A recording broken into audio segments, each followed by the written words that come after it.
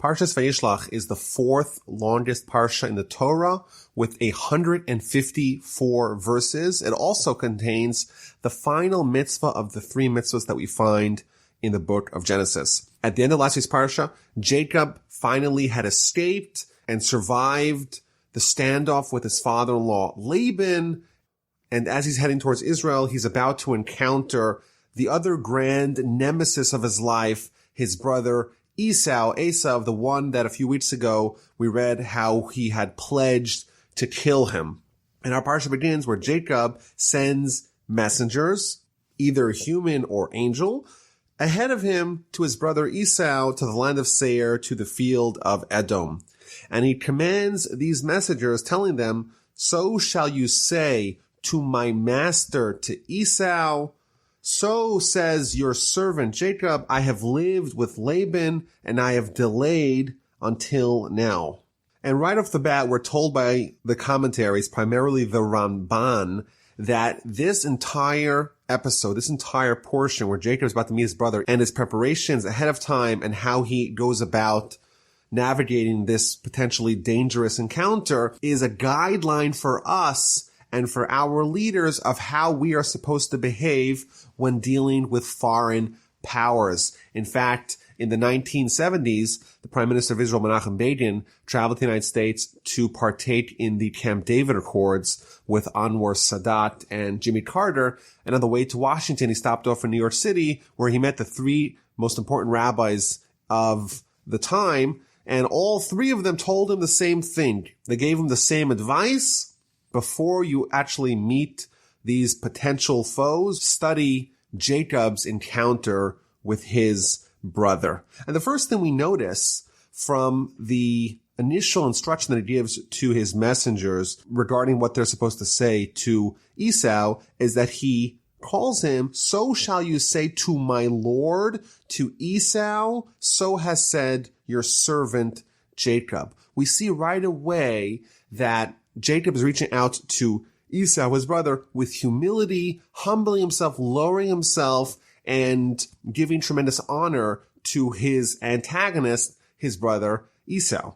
The Midrash tells us about the great Rabbi Judah the Prince, who was the leader of the Jewish people at the end of the 2nd century, that he once had to have a communication with the leader of the Romans at the time, whose name was the Emperor Marcus Aurelius Antoninus, and he had one of his aides write him a letter to be conveyed to the emperor in Rome.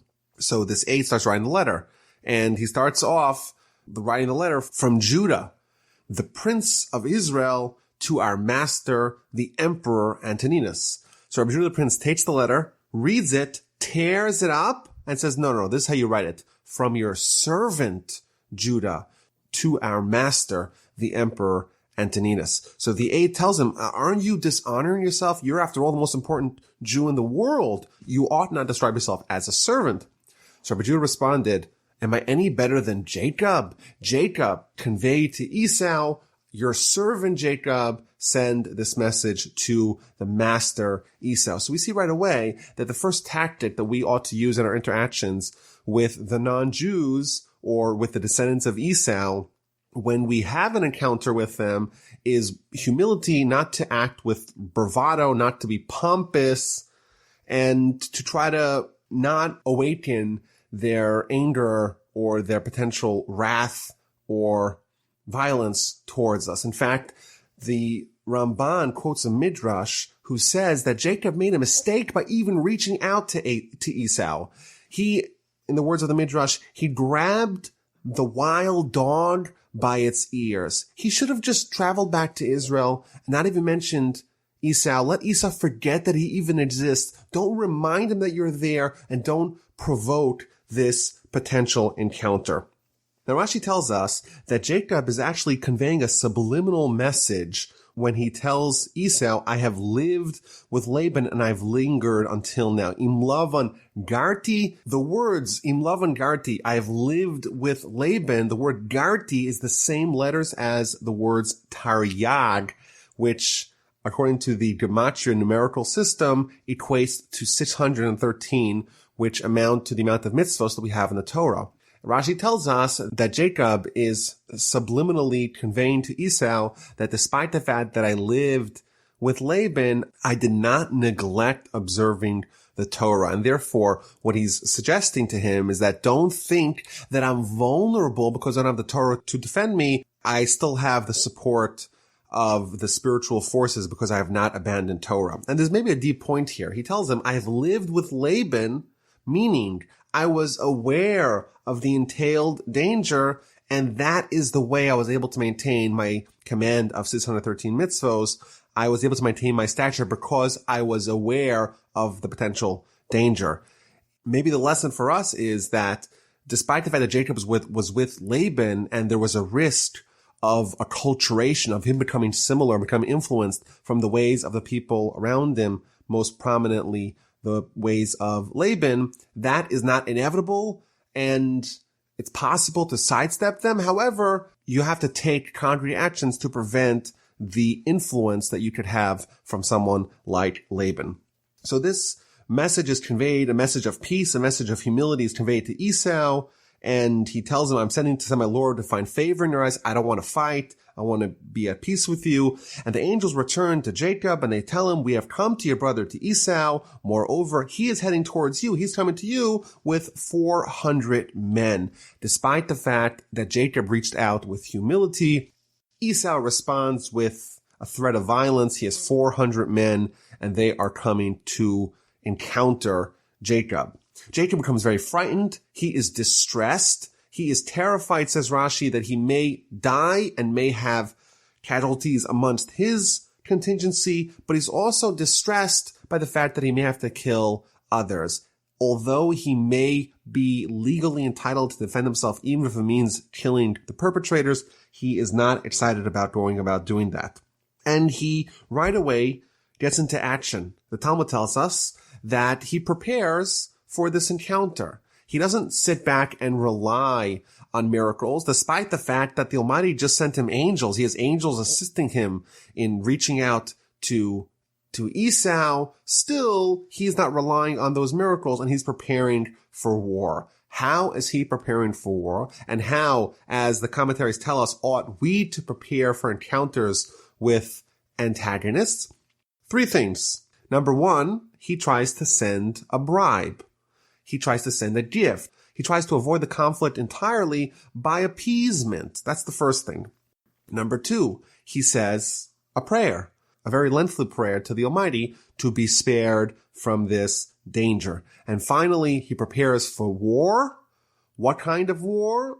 If necessary, violent war. Alternatively, he tries to create an escape plan.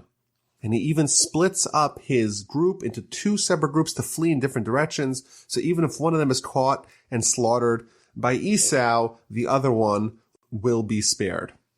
And we learned something I think very important here. There's nothing cowardly in escaping. I think in modern times, there's been a certain ideal that is lionized, a certain pride, a certain machismo, a certain arrogance is that, we don't surrender. We always fight. We don't need to bribe our enemies. Maybe we've stigmatized ancient Jewish communities as maybe being a little bit helpless, a little bit feeble, going like sheep to the slaughter.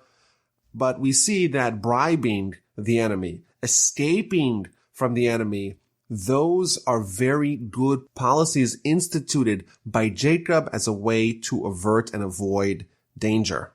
So Jacob begins his prayers in verse 10. And he says, God of my father Abraham and God of my father Isaac, Hashem, who hath said to me, return to your land and to your relatives, and I will do good to you. I have been diminished by all the kindnesses and by all the truth that you have done for your servant. For with my staff I have crossed this Jordan, and now I have become 2 camps. He begins by telling God, just like we saw a few weeks ago with Abraham, I'm worried of all the good things that have happened to me. I crossed over. When I left my family, all I had was me and my staff that we spoke about last time. He had all his possessions stolen from him. When he arrived in the house of Laban, all he had was him and his staff.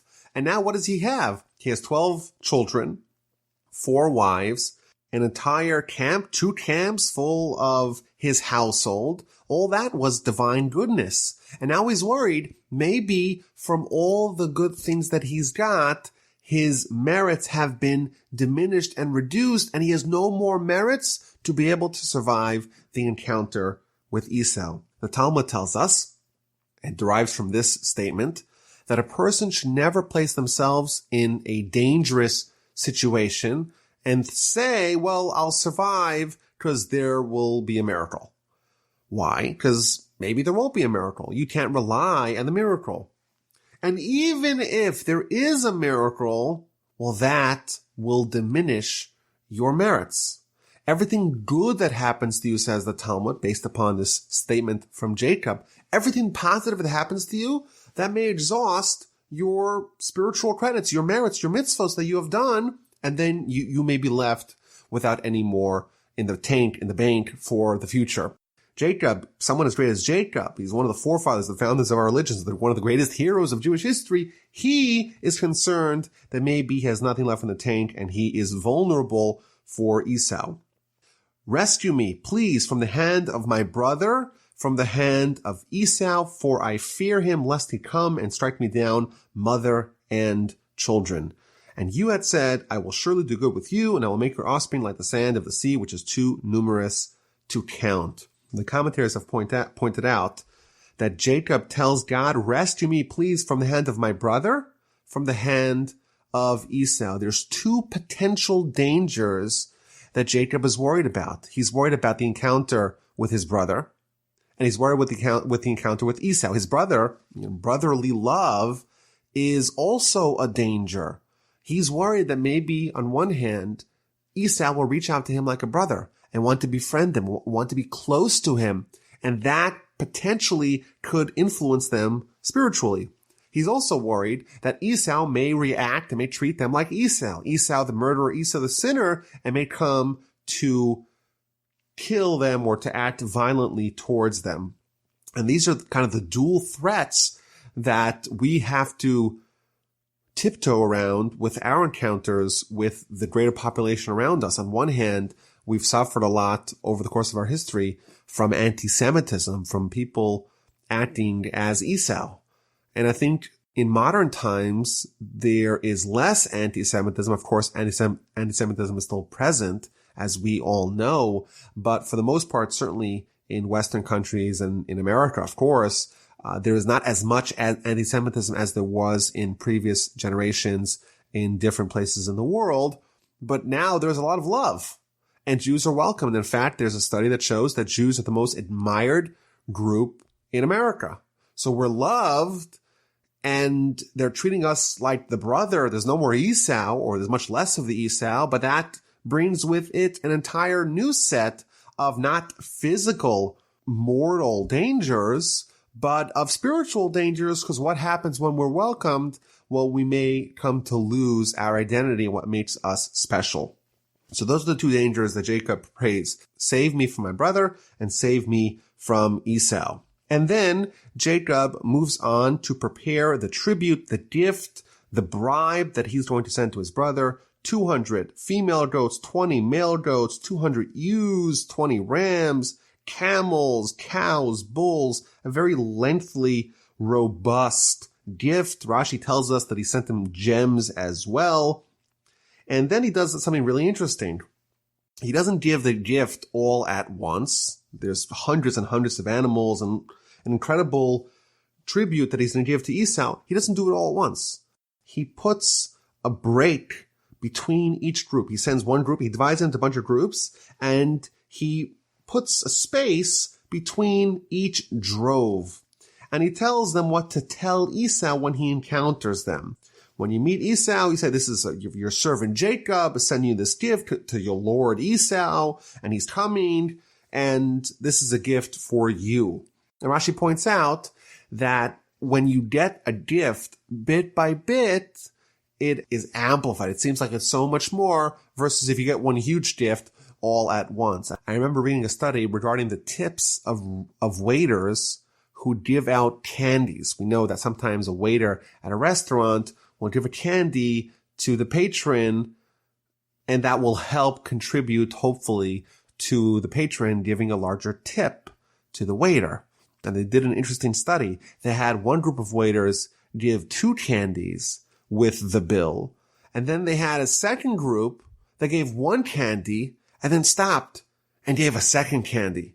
And they found that the group of waiters that gave the candy one at a time, that increased by a huge factor and increased the size of the tips that they received, because psychologically in the head of the recipient, when you get one and you get another, that's a more effective gift than when you get it all at once. So Jacob gives these instructions to the messengers who are giving the gifts to Esau. And again, he's always speaking regarding himself as a servant to my master Esau. And that's what he hopes to appease him. And the 2 camps are getting closer to each other. That night, verse 23, we learn Jacob takes his 2 wives, his 2 handmaids, his 11 sons, and they cross over the river of Yabok. So Jacob is heading west. Esau is coming with 400 men east. Jacob has already sent all the gifts to Esau, and hopefully to appease them. Now, if we read the accounting of Jacob's family, we see he has 2 wives, 2 handmaids, 11 sons. Last week's parsha, we read about his 11 sons, but also his 1 daughter. And in verse 23, his daughter is omitted from the account of the family. So Rashi tells us something very surprising. V'dinan heichan haisa. Where was Dinah? Where was Jacob's daughter Dinah?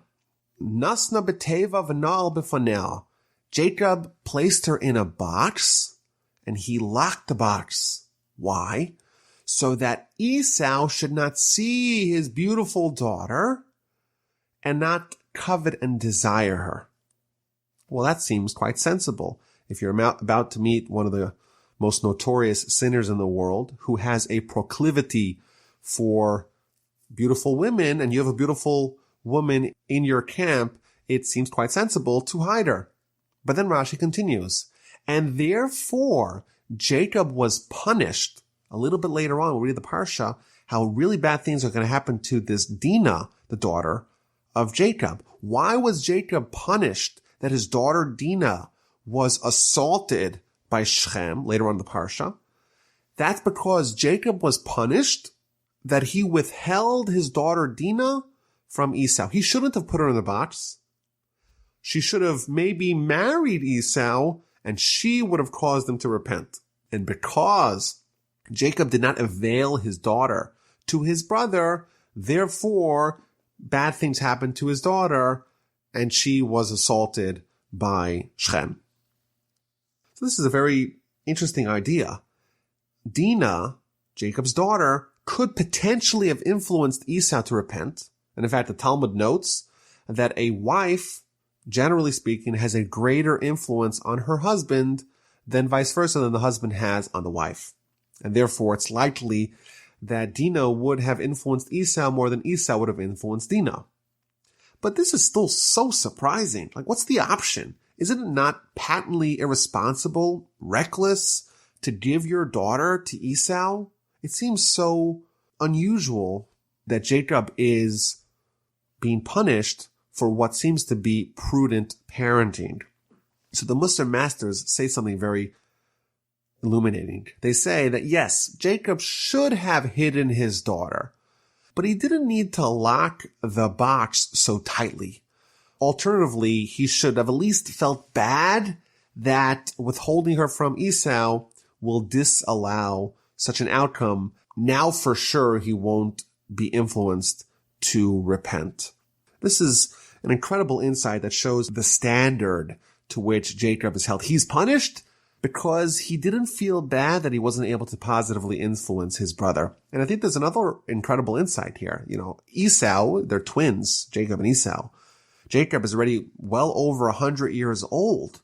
Esau is also over 100 years old. You would think, well, he's set in his ways. He's Esau the sinner, and he'll remain Esau the sinner. But here we see that that was not necessarily set in stone. It was never too late for him to repent. Now, as they're crossing over this river, Yabok, Jacob is left alone on one side of the river. The rest of the family is on the other side of the river. And he has a man approaching him, and they start wrestling. And there's a fight the whole night until the break of dawn. Rashi tells us that this was no ordinary man. This was the angel of Esau, who, just like Jacob sent angels to Esau, Esau apparently has an angel too, and he sent him to go attack Jacob. And he attacks Jacob when Jacob is alone. And the whole night they're fighting, and he's not able to overcome Jacob. So what does he do? He reaches over to his hip, he dislocates his hip, and then Jacob has control of this angel. Jacob's injured, but the angel now wants to leave, and Jacob doesn't let him leave. And he says, let me go. No, I'm not going to let you go unless you give me a blessing. And he blesses him that his name is no longer only Jacob. Now his name is also Israel. Why? The word Israel means to struggle. And you were able to struggle with man, with Laban and with Esau, and with God, i.e. with angels. You were able to overcome me. And chapter 32 ends that therefore the children of Israel, the Jewish people, are not allowed to eat the part of the animal that corresponds to the part of Jacob that was injured. And that is what's known as the sciatic nerve, which is why today you want kosher meat. We don't eat from the hind quarters of the animal because we have to navigate parts of the animal that even in a kosher animal are not kosher because it contains this part of the animal that the angel of Esau injured in Jacob. So there's a few very interesting teachings regarding this episode. So first thing, Rashi tells us, why was Jacob alone? He quotes from the Talmud that Jacob had crossed over with the family, and then he remembered that he had left small jugs on the other side of the river. And because he didn't want to forfeit the value of even the small jugs, he appreciated all the money that the Almighty gave him, and therefore it was improper for him to devalue even something that was very inexpensive. He was even willing to endanger himself to cross over the river and to go collect those jugs and bring them together with the entire camp. He wasn't willing to forfeit that, which is an interesting lesson that the righteous do not devalue, do not neglect the gifts that the Almighty gives them. And then Jacob is struggling with the angel, which shows us just the stature of Jacob.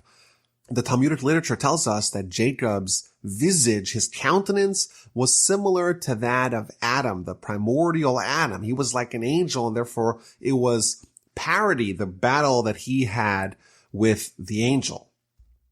And the angel the whole night is trying to find some vulnerability in Jacob. And this is, of course, it's not a physical fight. It's some sort of cosmic struggle between Jacob, the veritable angel, and the angel of Esau. And this, of course, portends to all of history, this idea that the history is nighttime, and even though we'll be injured, but over the course of the entire nighttime, the entire history of the Jewish people and their interactions with Esau and his forces, we're not going to ever be vanquished. There's never going to be a mortal blow that's going to land upon us. Yes, we'll get injured, but we won't be destroyed. And there's, of course, multitudes of commentaries explaining what's going on. And as we mentioned, there's 154 verses in this parsha. And if we're going to do it in an hour, we have about 30 seconds per verse. So obviously we can't go into the most granular detail and going through all the commentaries. But one of the commentaries is a very interesting one. The Rabbeinu Bachai tells us that this fight was the angel trying to find a spiritual vacuum, a spiritual void, a spiritual vulnerability in Jacob. And he didn't find anything. Jacob was entirely free of any sin. However, there was one sin that Jacob was imperfect in. That is the sin of marrying two sisters. And therefore, he strikes him at his thigh. We've already seen this a few weeks ago, that the thigh is representative of the genitalia area, which is the area in which Jacob's imperfection is manifested. And therefore, he was able to attack him in his thigh because there was an area that he, of course, had justifications for that, but he married two sisters, and therefore he wasn't perfect there, and therefore he was not impervious to the attacks of Esau's angel. The Kabbalists point out that the legs, well, they're not the essence of man. They're not the part of the trunk of man.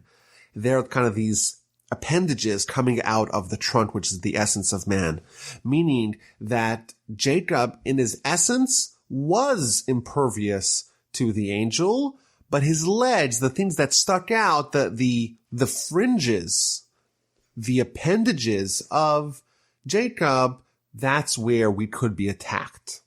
And after this long nocturnal struggle, Jacob seems to triumph, or at least it's a draw, it's a stalemate.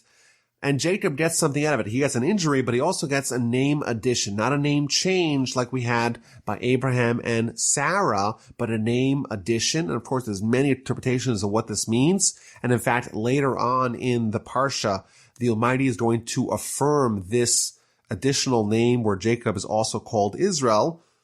But just one idea of the name Israel, and that is found in the Kabbalistic sources, the word Yisrael. Israel is an acronym for Yesh Shishim Ribui Osios LaTorah, that there are 600,000 letters of the Torah. That is hinted in the name Israel, is hinted this idea that all of Torah is incorporated in the essence of our nation, which amounted to 600,000 people when we left from Egypt, when we became a nation. In addition, the name Jacob, Rashi tells us, it seems to imply a certain degree of deception. Like Esau said, that Jacob stole the blessing. He had to resort to chicanery to be able to get the blessings. However, the word Yisrael, from the word sar, meaning master or minister, a term of nobility, a term of aristocracy, a term of someone who does not need to use deception and subterfuge to be able to get what they want. Now, in the actual text of the Torah, the word Yisrael is connected to the word sarisa, which means you have struggled. The angel tells Jacob, you have struggled with man and with the divine, and you have overcome.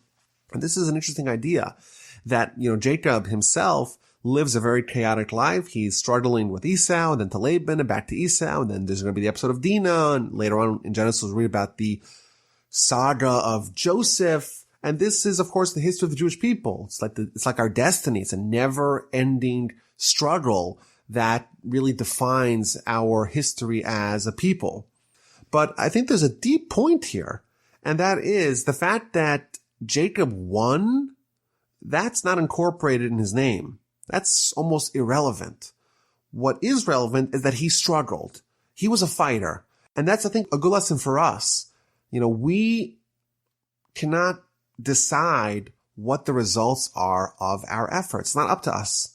In life, we have our challenges, and each one of us is going to be pulled and pummeled by all the forces of our lives, by social pressure, by the Yitzhak, the evil inclination, from within, from without. And the bottom line is we have to be like Israel. We have to fight, and what the outcome of our efforts is going to be, that's of course not our department, but our goal is to put in our best effort and leave everything else to the Almighty. As a result of this episode, the Jewish people are forever prohibited to eat various parts of the hindquarters of the animal. And in fact, the entire hindquarters are usually sold to the non-kosher market. And the commentaries tell us a variety of reasons why this episode ought to be memorialized with this mitzvah. So the Rashbam tells us, well, it's a miracle. If you had to give odds in a fight between a human and an angel, of course, everyone would pick the angel. And here, Jacob is at least able to bring him to a stalemate. That's a tremendous miracle. And to remember that miracle, we withhold from eating that food. And every time we withhold, we remember the miracle. The Sephardim tells us also something interesting.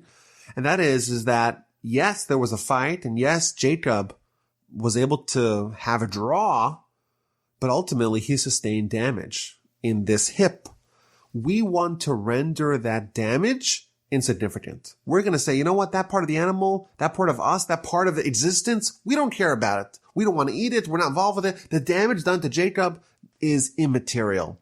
Alternatively, some of the other commentaries say something I think very enlightening, and that is that it's punishment to the sons of Israel, to the children of Israel, to the 11 sons of Jacob who allowed this to happen. It was only because Jacob was alone that he was vulnerable. They should not have let their father go unattended, and therefore, as a result, forever, they are going to be punished by having to withhold from eating that part of the animal and making it very difficult to be able to consume an entire, even kosher animal because of the treacherous work in trying to remove all the forbidden parts of the animal.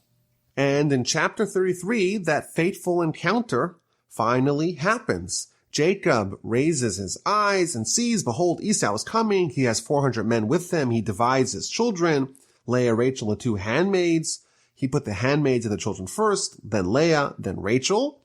And then he went out ahead of them. Jacob goes first. He doesn't hide behind the lines. He's the first person on the front lines.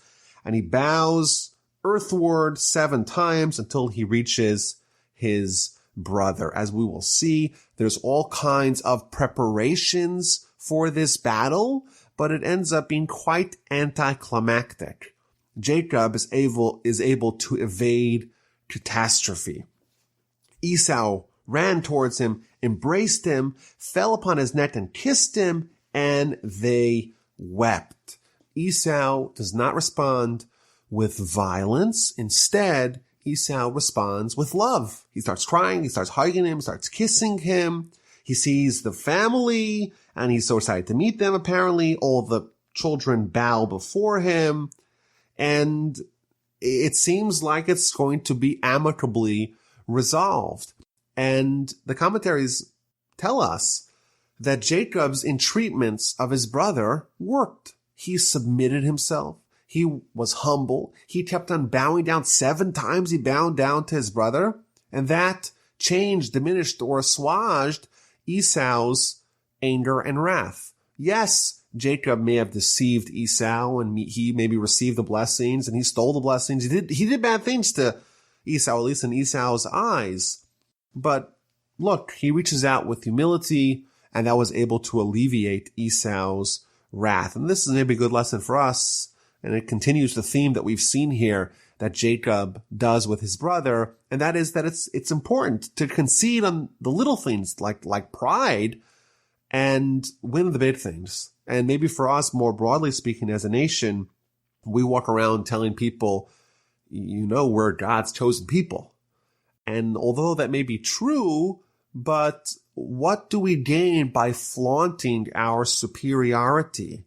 It's maybe important to follow Jacob's model, to be prideful and happy that we're selected by God to accomplish the mission that Abraham began in the world, but to not make other people feel bad about that, to be able to be humble when we meet other people that are not given that same gift.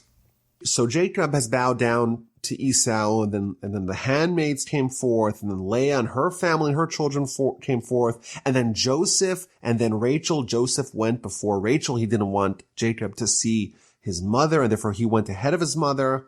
Everyone is bowing down to Esau, according him with tremendous honor, and being very humble and submitting themselves to him.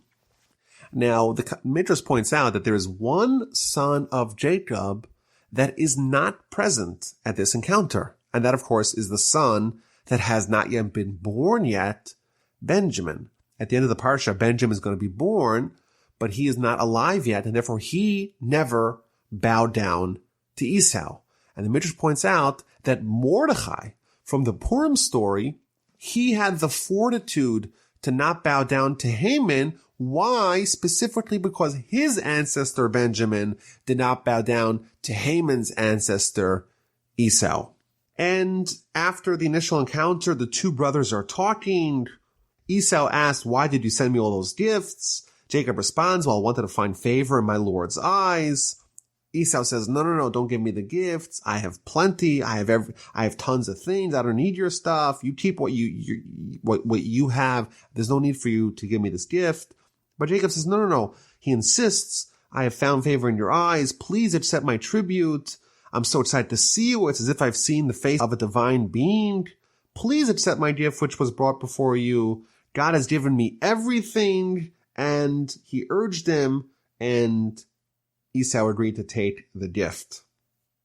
Rashi points out that there is a difference between Esau and Jacob's classification of their wealth.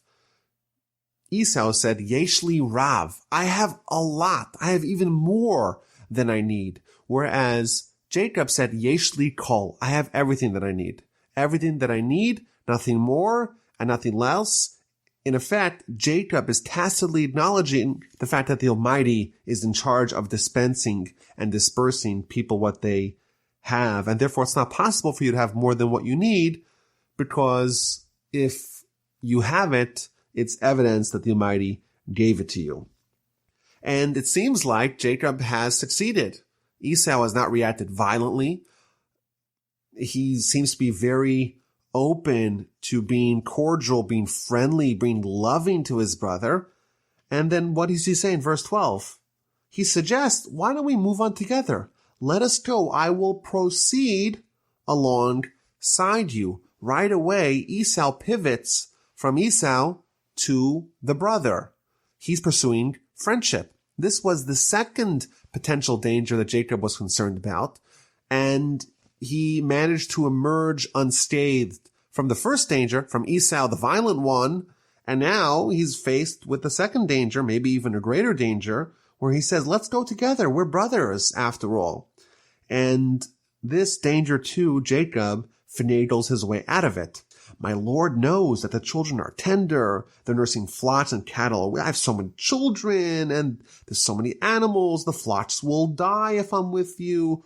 I have to go very slowly. You go ahead. Don't wait for me. I'm going to catch up to you. I'll eventually make it to Seir, where you live.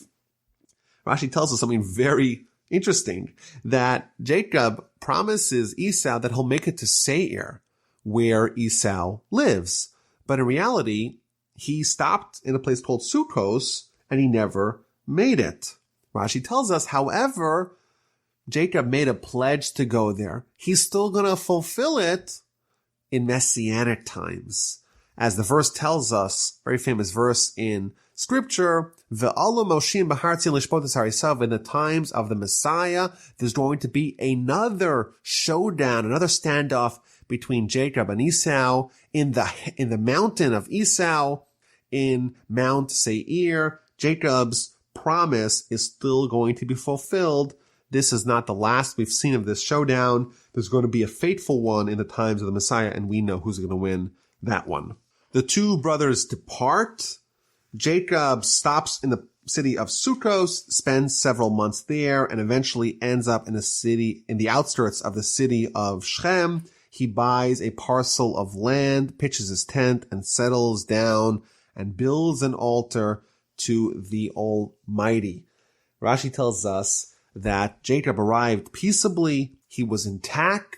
He was complete in all ways. His health was perfect. The Almighty healed him from his injury. His wealth was undiminished from his tremendous gift to Esau, and his spiritual level was untainted with his encounters with Laban and Esau. And Rashi gives us an analogy.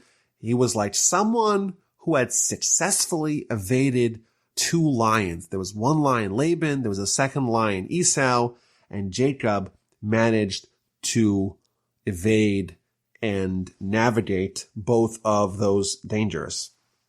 But as is the trend in Jacob's life, when he overcomes one hurdle, a second hurdle swiftly appears. And that is going to be chapter 34, with his daughter Dinah being abducted. Now Dinah, the daughter of Leah, whom she had borne to Jacob, went out to look over the daughters of the land. Shechem, the son of Hamor, the prince of the region, saw her. He took her. He lay with her. He violated her. And he became deeply attached to Dinah, the daughter of Jacob. And he wanted to marry her. Rashi tells us that she is ascribed her maternal relationship, but not her paternal relationship. Dinah, the daughter of Leah. And asks Rashi a question. The daughter of Leah, she's also the daughter of Jacob. Why does it call her? Why does it classify her? Why does it label her as the daughter of Leah? And it tells us something very powerful. It says that Leah, in last week's Parsha, she went out. She was adventurous.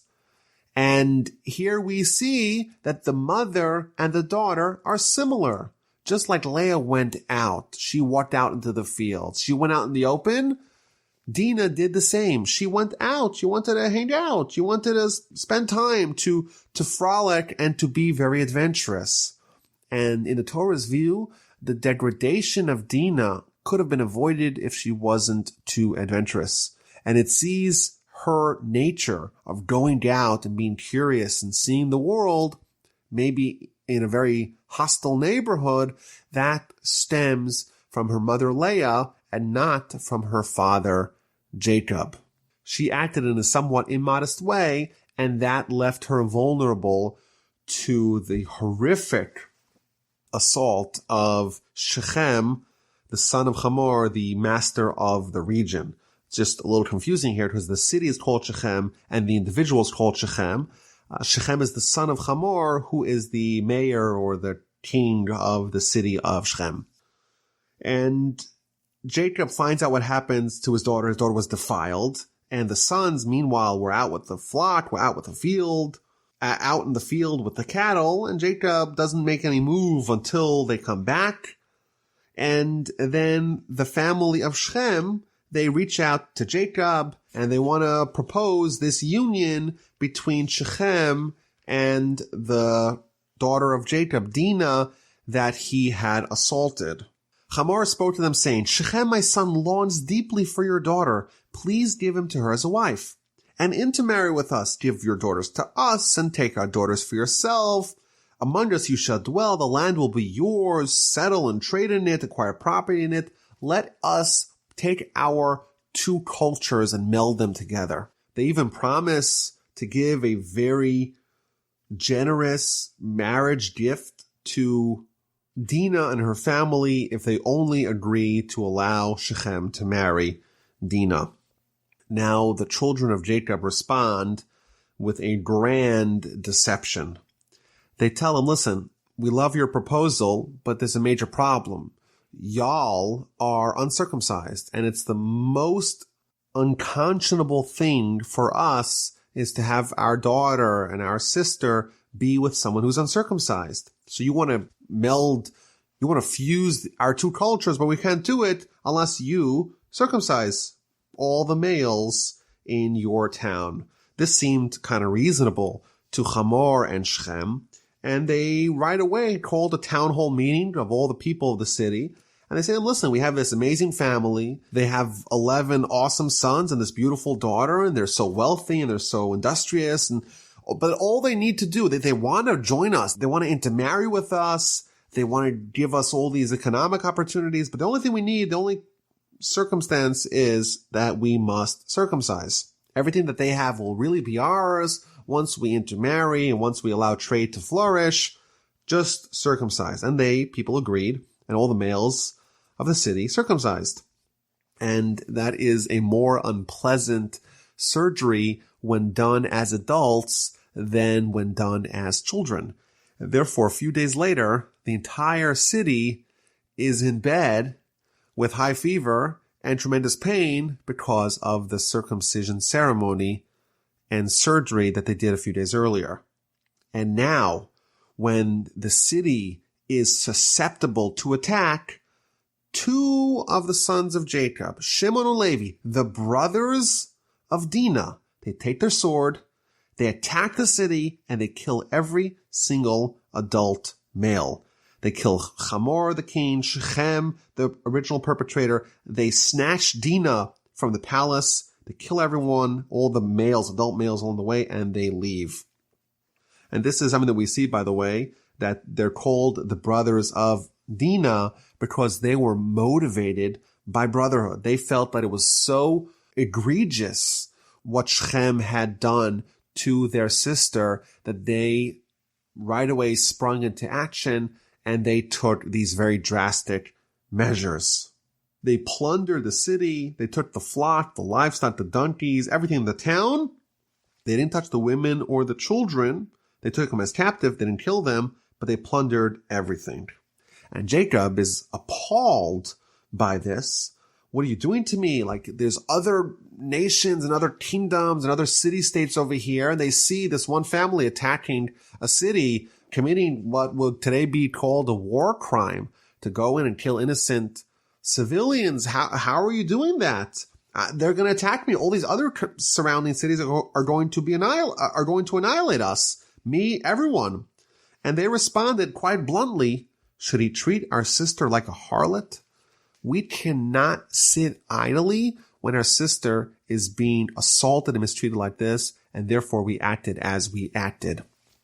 Now, there's a very interesting teaching in the Rambam regarding this episode. He's puzzled over the fact that the sons of Jacob would behave in such a manner. What is their justification for the slaughter of the city of Shechem? How could they rationalize this behavior to justify killing an entire city because of the crimes of one, maybe two residents of the city? Maybe if they just killed Shechem and Hamor, that would be okay because those people aided and abetted or raped an innocent girl. So maybe there would be justification for that. But the entire city, what is their crime? And he tells us that we know there's 7 Noahide laws. There's 7 universal laws that apply not just to Jews, but to everyone in the world, to everyone who's a descendant of Noah, meaning all of humanity. They have to abide by these 7 principles. One of those 7 principles is that there has to be a system of courts. There has to be some way to monitor and to oversee the behavior of citizens. There can't be anarchy. And here we see a city that obviously didn't have any laws because this Shechem individual grabs, assaults an innocent girl, and no one does nothing. He's able to do whatever he wants without any concern of any backlash. Clearly, this is not a city in which there is laws that hold people accountable, and therefore every adult male who had the capacity to try to stop this terrible crime from happening is complicit in the crime because they did not institute a system of laws that would have prevented it, and therefore they too are guilty of this crime, and therefore that was their justification to annihilate them. Now, obviously, Jacob doesn't buy it. He starts to rip into Shimon and Levi. He says, you've discomposed me. You've made me odious amongst the inhabitants of the land. He seems to start leveling them with criticism. But at least that we know that there was some sort of reasoning in the behavior of Shimon and Levi. Now, it is also maybe a bit unusual that Jacob, if Shimon and Levi, if they kill an entire city, you would imagine Jacob would have a more strident outburst here. He just tells them, you have discomposed me, you have made me odious amongst the inhabitants of the land. He gives them criticism, but it seems to be a bit muted with proportion to their crime. And at the end of Jacob's life, at the end of Genesis chapter 49, Jacob's on his deathbed, and then he really gives biting criticism to Shimon and Levi for this behavior. He tells them that you have acted like Esau, it's stolen craft, and he gives them very severe punishments for their behavior. And I think this is maybe a model for how we should maybe rebuke our children. Jacob had twin goals. The first goal, of course, was that such behavior should not be repeated. So he gives them this criticism at the end of this episode, and he tells them not to do it again, and you know what? It didn't happen again. But he was also worried that his rebuke might backfire, and the children will just abandon him. He'll lose them. And therefore, he waited until his deathbed, until there is no longer a risk that they will escape from him, And then he gives them the full measure of his critique of their behavior. He tells them that they acted like Esau, and he punishes them appropriately. And this maybe the general takeaway is that maybe sometimes the full brunt of the criticism should be withheld to a later date. Chapter 35 begins with the Almighty telling Jacob, go back to Beth-el. That's the same location where 22 years prior he had that fateful dream with the angels going up and going down. And the Almighty tells him, go back there, make an altar to the God who appeared to you when you fled from Esau, your brother. So Jacob said to his household and to all those who were with him, discard the alien gods that are in your midst, cleanse yourself, and change your clothes. Obviously, you find it very hard to believe that Jacob's family would have alien gods. Rashi explains that this is from the booty of Shechem. They just cleaned out an entire city, a city full of idolaters, and it's quite likely that amongst the loot are many gods, many foreign gods, many idols. Get rid of that. We're about to go to the holiest place. We cannot bring that with us. Then continues Jacob, let us arise, go up to Beth-el, and I will make there an altar to God who answered me in my time of distress and who was with me on the road that I traveled. So they gave to Jacob all the alien gods. They got rid of all the gods and they traveled to Beth-el. They arrived there and they built the altar and they named the altar. And then verse 8 we read how Deborah, the wet nurse of Rebekah, died and was buried below Beth-el, below the plateau, and the place was named Alon Bachus. It's a very strange segue here.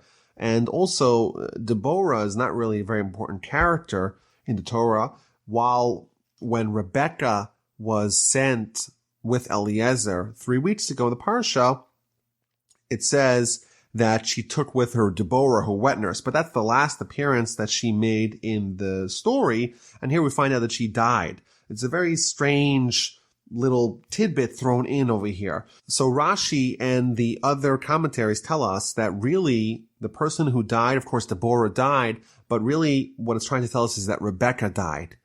But for a variety of reasons, as we shall see, the Torah was not explicit when it tells us about the death of Rebekah. It's only hinting by telling us that her wet nurse died, and we should infer from that Rebekah died too. It doesn't tell us anywhere that Rebekah died explicitly, only here. This is the last time we read about Rebekah. Why are we not told about the death of Rebekah explicitly?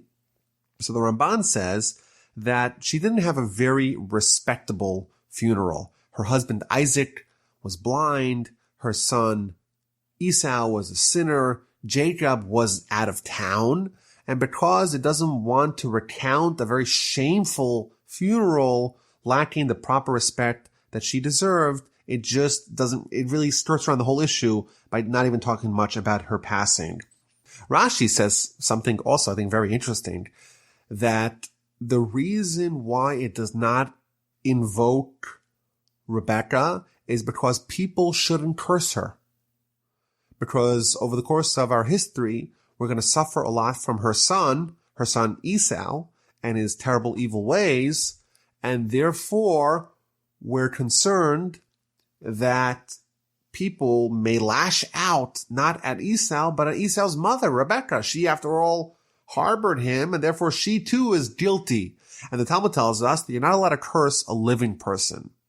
And therefore, the commentaries explain that by obscuring the fact that she passed, if we just read the Torah, we wouldn't know that she passed.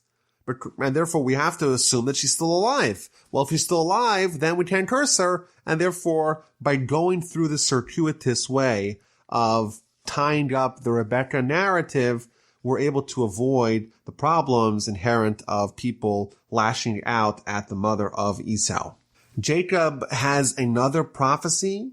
God blesses him. God reaffirms the new name. You're no longer just called Jacob, you're called Jacob and Israel as well. Again, he blesses him. He tells him to be fruitful and multiply. A nation and a congregation of nations shall descend from you. Kings shall issue from your loins. Yet again, the land of Israel, the land of Canaan is promised. The Almighty tells him, the land that I gave to Abraham and to Isaac, I will give to you, and to your offspring after you, I will give the land. Then God ascended from upon him in the place where he had spoken with him. This is a very similar verbiage to what we find with respect to the end of Abraham's prophecy. And the commentaries tell us that both Jacob and Abraham, the prophecy ended with God ascending from upon them, meaning that Jacob and Abraham did not dip out of the spiritual level. It was only God deciding to end the prophetic communication.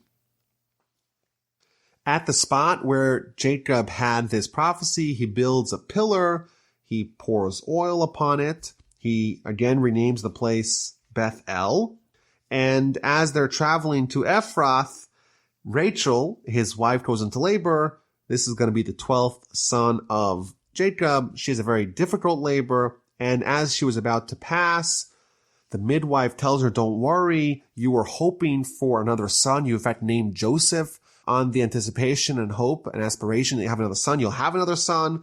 As she's dying, she says his name should be Ben-Oni, the son of my pain and my suffering. But his father, i.e. Jacob, does not go with that name. Instead, he calls him Benjamin, and Rachel died and is buried on the road on the way to Ephrath in the city of Bethlehem. Jacob sets up a monument upon her grave, and that is the monument of Rachel's grave, which we could still visit today. Jacob continued his journey, and when he was in a place called Migdal Eder, again, he's constantly moving closer and closer to Isaac, but he is not yet reunited with them. We read about something very puzzling and troubling that happened. And it came to pass, while Israel dwelt in that land, that Reuben went and lay with Bilhah, his father's concubine. And Israel heard.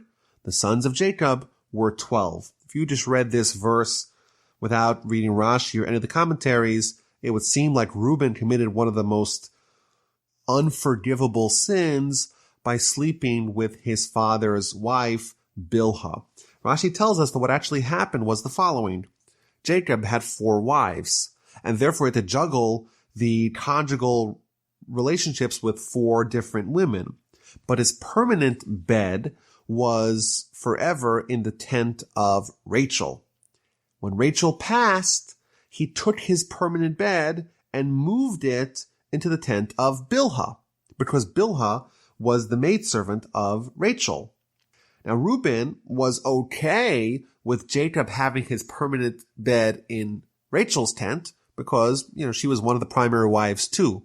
But now, after Rachel died, Jacob takes his permanent bed and puts it in Bilhah, in the maidservant's tent, and not in his mother Leah's tent. That he did not tolerate. So he takes Jacob's bed and he drags it out of the tent of Bilhah and moves it to his mother's tent. That's what Rashi explains.